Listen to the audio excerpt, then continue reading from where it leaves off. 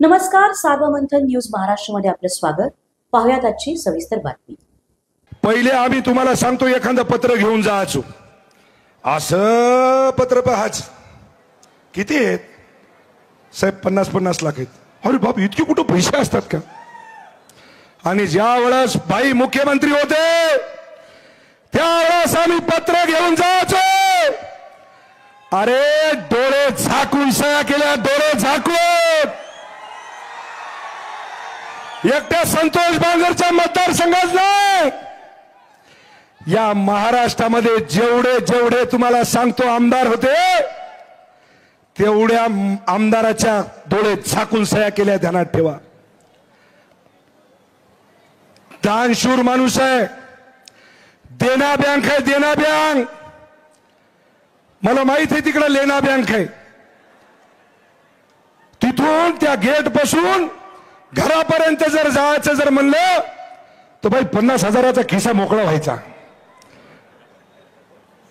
याला दे, त्याला दे, त्याला दे. काय तुम्हाला सांगाव? अरे बाप रे बाप, विचारूच नका. आणि भाईची जर परिस्थिती बघितली मित्र, ध्यानात ठेवा.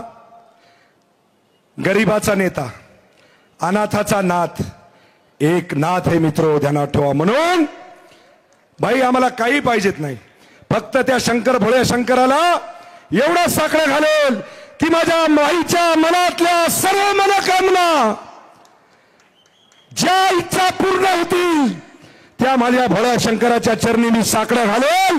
येणाऱ्या काळामध्ये 100% भाई आपल्या मनातल्या सर्व मनोकामना पूर्ण होतील, हीच ईश्वर चरणी प्रार्थना करतो. एखाद्या कार्यकर्त्याचं काम नाही झालं की त्या ठिकाणी त्या अधिकाऱ्याकडे जायचो, त्यांना जोरात बोलायचो, पण भाईनं कान मंत्र दिला आणि सांगितलं, ध्यानात ठेव, प्रेमानं संपूर्ण जग जिंकता येते.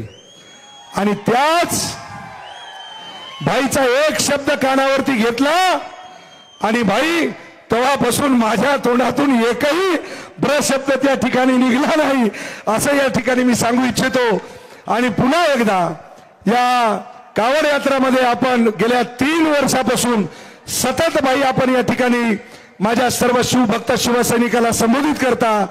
एवढ्या 6 किलोमीटर भाई आपण त्या ठिकाणाहून आलात, त्याबद्दल मी आपल्या भाईचे आभार मानतो आणि माझ्या वाणीला विराम देतो. जय हिंद, जय महाराष्ट्र. हरे हरे. सार्वमंथन न्यूज महाराष्ट्राला लाईक करा, शेअर करा, सबस्क्राईब करा.